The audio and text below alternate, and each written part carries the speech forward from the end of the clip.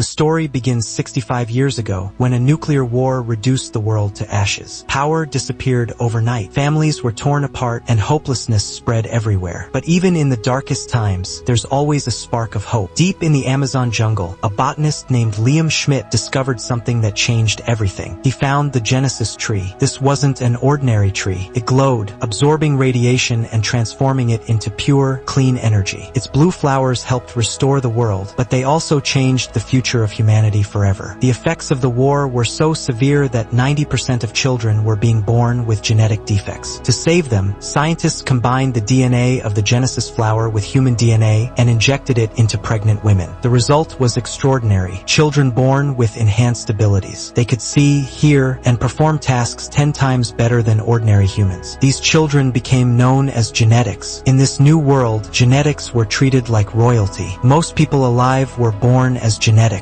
but 10% of babies rejected the DNA and were born as regular humans, people like us. Some were born with disabilities like blindness, heart problems, or mobility issues. They were labeled specials. Specials were treated like garbage, bullied, looked down on, and only hired for the toughest physical labor. We're then taken to the Genesis Institute, where the powerful trees are kept under protection. Here we meet Leon, a cleaner at the institute who uses a wheelchair. With him is Chloe, a 12-year-old girl visiting with her school group. But Leon and Chloe aren't just sightseeing. They're working together on a heist. Chloe distracts the tour guide while Leon hacks a secure door. After checking for guards, he releases a remote-controlled toy mouse. When the guards pick it up, it emits sleeping gas. Leon puts on a mask and enters the lab. He's already pumped gas through the vents, knocking out the scientists inside. Taking a deep breath, he looks at his mother's old watch for courage. Then he slices open a glass case and retrieves a blue Genesis flower. But removing it triggers the security system. The mutated tree, warped by nuclear radiation, shoots out sharp thorns. Leon dodges them and barely escapes. Alarms blare and the entire facility goes into lockdown. Leon blends into the crowd trying to evacuate and bumps into Chloe. Without hesitation, she hides the flower inside her teddy bear. When a guard checks the bear, he finds nothing suspicious. They manage to leave the institute unnoticed. Later, as they head back to their city, giant screens everywhere show a politician giving a speech. Senator Frank is pushing a new law, Proposition 42, which aims to give equal rights to both genetics and specials. He was creating a serum to cure specials and give them genetic enhancements. The scene shifts to a pop star, Meera. She announces a concert in the poor district to promote unity. Leon doesn't believe it. He thinks the rich genetics only tell lies. They arrive at their home, a basement workshop filled with plants and gadgets. Chloe is a skilled botanist who grows acidic fruits and strange vines. Leon is an inventor. He builds prosthetic limbs for disabled specials. He uses the stolen Genesis extract to power his gadgets and help specials survive. That night, he gets a call from a frightened man living in the wealthy genetic district. The man is disabled and relies on a mechanical suit to walk. The suit is broken and he needs it for work. If anyone finds out he is a special, he'll be fired. Chloe first refuses, but the man offers 3 times the usual payment, so Leon agrees. Chloe warns him that going to the genetic district is dangerous. She's afraid they won't even be let inside, but Leon has a plan. They enter the elite district through an old tunnel. They reach the hotel. The chef who hired them sneaks them in through the back door. They immediately start fixing the chef's mechanical suit. Before they can finish, the lights suddenly go out. A dangerous gang called the Anti-Genetic Squad attacks the hotel. They are normal humans who hate genetics because of their high status. They are merciless and kill without hesitation. They kill the chef and destroy the kitchen. Chloe and Leon hide. They need to escape, but the back door is locked. Leon has to make a difficult decision. He puts on the dead chef's mechanical suit. Meanwhile, the gangsters enter the kitchen. They talk about a plan they're going to carry out the next day. They plan to plant a bomb and kill an important figure. Paper slips from one of them, and Chloe picks it up. Suddenly, Leon's suit malfunctions, and he falls onto a metal counter. The gang notices him and immediately attacks. Leon knocks over shelves and anything he can to block their way. Using the suit's strength, he forces the back door open, and they escape. They reach home safely, thinking the danger is over. But they're wrong. The hotel's CCTV cameras captured their faces. Since the gang was masked, the police believe Leon and Chloe are the leaders. They're now wanted criminals for a crime they didn't commit. They watch an interview with the head of the police special force. Leon realizes this man is the leader of the gang from the hotel. He recognizes him from the attack. It becomes clear that the police chief is the one running the terrorist gang. Chloe checks the paper she picked up. It's a flyer for Meera's concert. They realize the gang plans to attack the concert and frame the specials. This would make Proposition 42 fail and keep specials oppressed forever. Chloe decides they have to act. This mission could save them and all specials. But Leon believes a little girl and a disabled man can't change anything. He plans to run away. Chloe gets upset and leaves him. While packing, he looks at his mother's watch. It says, "All people are equal." He remembers his mother died because she was denied treatment for being a special. He realizes he can't run away while people are suffering. He decides to stay and gets to work. When Chloe returns, she's happy to see Leon modifying the mechanical suit. Leon adds weapons to the suit while Chloe uses her botany skills to add bio-wires. Acidic fruits grow on the wires, releasing knockout gas and burning acid. The next day, they're ready for the mission. The gang arrives at the concert to kidnap Meera. Chaos breaks out. Leon and Chloe aren't visible in the crowd. But as the gang grabs Meera, Leon suddenly jumps in wearing the mechanical suit. He struggles to keep his balance at first, then stands tall. When the gangsters see him, he activates the suit and plants instantly spread across it. This is Chloe's work. The gang members laugh at him until Leon reveals the suit's real power. He uses the vines to attack them. The fruits on the vines release gas, blinding the gangsters. But before he can rescue Meera, more gang members show up. There are too many for Leon to handle alone. They knock him down and beat him until the suit breaks apart. Leon collapses, helpless. Just then, Chloe arrives in a stolen car. She hits the gangsters, grabs Leon and Meera, and drives them away. They return to Leon's workshop and lock all the secret entrances. They explain everything to Meera. The police who were supposed to protect her were actually the attackers. Meera says she has a meeting with the senator the next morning. Leon tells her he already expected this. The gang attacked the hotel yesterday. Today, they attack the concert. Tomorrow, they'll target the medical center. But their goal isn't to kill you. They want to kill the senator to stop the new law. We must save the senator at any cost. Meera agrees to join their plan. The next day, they enter the center disguised as a couple. To distract the staff, Leon asks Meera to sing. Meanwhile, the gangsters arrive to carry out their attack. Leon ambushes them, spraying acid on their masks. The masks start melting. He takes them down one by one. But Leon cannot match the police chief, who is extremely powerful. The chief beats Leon down again. His suit is destroyed once more. Leon thinks this is the end. Just then, the senator's guards arrive. They shoot many of the gang members. The rest of the gang escapes. The police chief, the real leader of the gang, also gets away, managing to hide his identity. Leon had just done something heroic by saving the senator. But instead of thanking him, the senator's guards start insulting him. Then the senator himself arrives. Leon is shocked. A huge twist is revealed. Leon is the senator's son. Hearing this, Chloe is stunned. She thinks Leon belongs to the wealthy genetic elite. She runs away crying. Soon, the news spreads everywhere. The world learns the senator was attacked. Reporters arrive to interview him. He tells them, "A hero, my son, saved me, and he is a special. This proves specials are not inferior to genetics. They deserve equal rights." After this, Proposition 42 passes with a majority vote. The government promises equal rights for specials. Medical camps are set up to help treat them. Leon goes to look for Chloe, but she's nowhere to be found. Heartbroken, he returns to the medical camp. He watches as specials finally receive treatment. The senator meets him there and apologizes for his past mistakes. He admits that Leon's mother died because of a decision he made. "I want to fix that now," he says. "Before she died, your mother left a letter for you. I couldn't give it to you before you ran away." Leon reads the letter alone. His mother asks him to forgive his father. She tells him to keep a big heart because in the end, all people are equal. Chloe and Meera return to meet Leon. Chloe tells him the police chief still hasn't been arrested. He's still working with the senator. Leon senses something is wrong. Chloe uncovers the truth. Using a high-tech camera, she spies inside the laboratory. She sees the senator and the police chief together. They finally realize the two men are not enemies. They are actually partners. Everything they witnessed was a staged performance meant to fool the world. The law the senator proposed wasn't created to help specials. It was designed to upgrade genetics. For that, they needed a chemical found only in specials. The entire drama was a distraction so they could secretly extract it. At the medical camps, specials who came for treatment were having this chemical harvested from their brains. The extraction is lethal, kills the patient, but the senator and his team don't care. They want the specials to die. They want a world where only genetics exist. They also make another horrifying discovery. Only one person will actually receive the cure, Leon, the senator's son. Leon observes the camp. People are dying rapidly. The